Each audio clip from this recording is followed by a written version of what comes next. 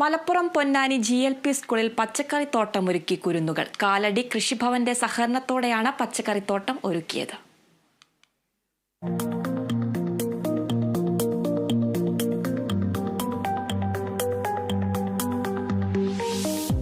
പഠനത്തിന്റെ ഇടവേളയിൽ കുരുന്നു കൈകളൊരുക്കിയ കൃഷി നൂറുമേനിയാണ് വിളഞ്ഞത്.